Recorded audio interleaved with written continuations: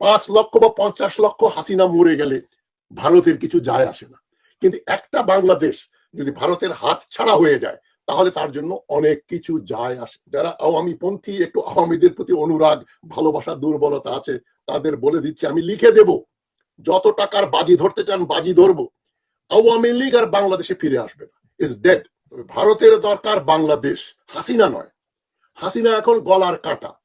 সেই জন্যই যারা মনে করেন দালাই লামাকে ভারত রেখে দিয়েছে, হাসিনাকেও রেখে দেবে, শেখ হাসিনা বাংলাদেশ এবং ভারত উভয়ের জন্য এখন একটা গুরুত্বপূর্ণ ব্যাপার। বাংলাদেশে তার ফাঁসির আদেশ হয়েছে এবং ফাঁসির আসামিকে ভারত বসিয়ে রেখেছে, আশ্রয় দিয়ে রেখেছে। এখন বাংলাদেশের সঙ্গে যে ভারতের এক্সট্রাডিশন ট্রিটি, প্রত্যর্পণ চুক্তি যেটা রয়েছে, সেই চুক্তি অনুযায়ী ভারতকে সেই চুক্তির রক্ষা করতে হবে। সেজন্যই তার শেখ হাসিনা, ওবায়দুল কাদের, যারা যারা আছে তাদেরকে ফেরত দেওয়ার ব্যাপারে ভারতের একটা আইনগত এক ধরনের দায়িত্ব রয়েছে।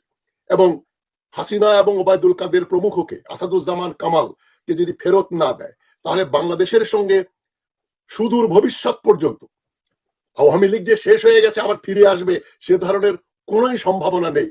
তাদের বলে দিচ্ছি, আমি লিখে দেব, যত টাকার বাজি ধরতে চান বাজি ধরবো, আওয়ামী লীগ আর বাংলাদেশে ফিরে আসবে না, ইজ ডেড। সো আওয়ামী লীগের অবস্থা এখন বিফের মতো, মাটনের মতো, as dead as mutton. Awami লীগের ফেরার যে কোনোই সম্ভাবনা নেই ভারত জানে। রয়্যাল ইন্টেলিজেন্স তার ওই ব্যাপারে সম্পূর্ণ ওয়াকেফ হাল।